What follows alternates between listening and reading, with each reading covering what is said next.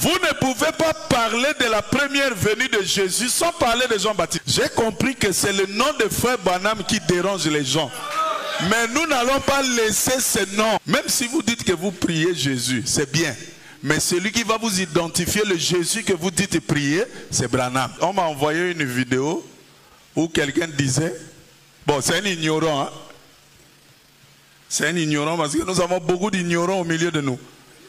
Et des ignorants qui se retrouvent à la chair, qui n'ont pas pris le temps d'analyser les choses selon la Bible comme frère Branham nous recommande. Un ignorant qui disait non, toutes les églises qui sont derrière William Branham sont mortes. Je dis bon, voilà un ignorant. Que Dieu puisse lui pardonner. Parce que s'il avait pris le temps d'analyser les choses dans la Bible, il ne peut pas faire ce genre de déclaration. J'ai compris que c'est le nom de frère Branham qui dérange les gens. Mais nous n'allons pas laisser ce nom. Vous ne pouvez pas parler de la première venue de Jésus sans parler de Jean-Baptiste. Au commencement était la parole. La parole était avec Dieu. Et la parole était Dieu. Elle a créé toutes choses. Rien de ce qui a été fait n'a été fait sans elle. En elle était la vie. Et la vie était la lumière des hommes. Oh, il y eut un homme appelé Jean. Qu'est-ce qu'il vient faire là? On est en train de parler de la parole. Il n'était pas la lumière, mais il vint pour rendre témoignage à la lumière. Pourquoi on parle de lui? Il a un travail. Vous ne pouvez pas parler du Messie sans parler de son précurseur. Bien. Nous connaissons la position de frère Branham et nous connaissons la position de notre Seigneur qui est le Dieu de Branham. Mais vous ne pouvez pas parler de la seconde venue de Jésus sans parler de son précurseur. Et le précurseur, c'est William Branham. J'ai dit, mais le frère là, c'est un ignorant. Et il se retrouve à la chair. Il doit faire un peu le catéchisme du message. Parce que nous avons aussi notre catéchisme qui s'appelle l'école de dimanche. Est-ce que quelqu'un peut dire amen? Frère, tu pouvais croire en Jéhovah. Tu dis que Jéhovah va nous sortir de l'Égypte. Mais comme Moïse vient, toi tu dis non, moi je ne crois pas en Moïse. Je crois en Jéhovah. Tu allais mourir en Égypte. Croyez en Jéhovah, c'est bien. Mais pour sortir de l'Égypte, il fallait être derrière Moïse.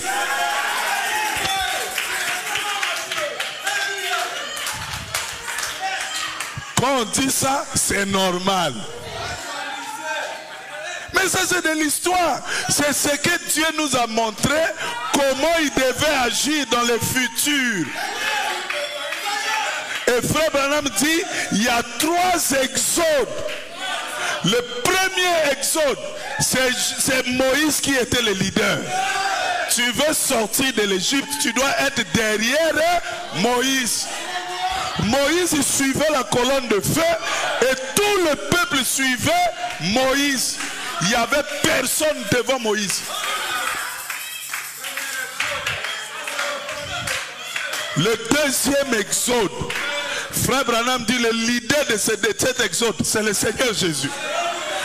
Moïse devait nous sortir d'un pays naturel pour un autre pays naturel. Jésus devait nous prendre d'un pays naturel pour le baptême du Saint-Esprit. Maintenant, quel est le travail du leader du 3e exode? Vous devez être derrière. Et ce leader-là, si vous ne le savez pas, c'est William Marion Branham. Et nous devons être tous derrière lui. Lui suit la colonne de feu comme Moïse. Et toi et moi, nous le suivons derrière. Si tu suis Branham, si tu es perdu, c'est que tu n'as pas suivi Branham. Branham connaît le chemin du ciel. Branham connaît les arrondissements du ciel. Branham sait par quel chemin passer pour arriver au ciel. Il connaît même les chefs de blocs qui sont là-bas. Soyez derrière Branham, vous verrez Jésus. C'est lui qui connaît Jésus. C'est lui qui connaît Dieu. Je disais à Frère Malachi hier, je dis, mais les gens disent que Dieu n'existe pas. Et ils pensent que Dieu c'est Frère Branham. Non, Dieu c'est pas Frère Branham. Et je disais que Frère Branham dit, quand il a connu les épreuves, sa femme est morte, son enfant est mort, et son papa, son frère, beaucoup de gens étaient morts. Frère Branham dit, Satan ne pouvait pas me dire que Dieu n'existe pas. Pourquoi? Il dit, parce que moi, je l'avais vu. Bon, soyons sincères, hein? Qui a déjà vu Dieu ici? Moi, je n'ai pas été. Toujours terrain en révélation. Qui a vu Dieu ici? Personne. Frère Branham a vu Dieu. Et ce n'est pas seulement une fois. Plusieurs fois. Que ce soit en vision, que ce soit physiquement. Il dit, j'étais là à Greensmill. J'étais en train de réfléchir, de méditer. Alors j'ai vu un homme qui est entré. Il pesait à peu près 90 kilos. Et quand il est entré, j'ai eu peur. Il dit non, ne crains pas. Je viens de la présence de Dieu. Vous pensez que c'était qui? Frère Branham dit c'était l'ange du Seigneur. L'ange du Seigneur, c'est le Seigneur lui-même.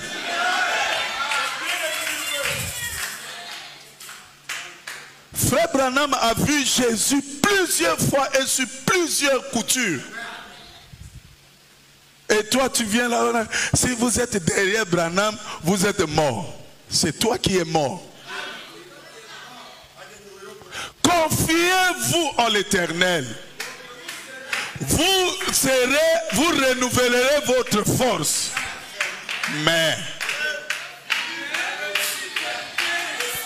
confiez-vous au pasteur. Confiez-vous à l'évangéliste. Mais confiez-vous au prophète.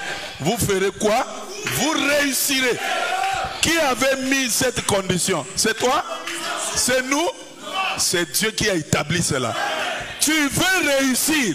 Confie-toi en Frère Branham. Ah. Donc Frère Branham c'est Jésus. Ce n'est pas ce que j'ai dit. Jésus c'est Jésus. Jésus existe. Et il est au milieu de nous sous la forme de l'esprit. Nous n'avons pas besoin de le voir pour savoir qu'il est ici. Il tient sa parole. Mais Frère Branham c'est son représentant.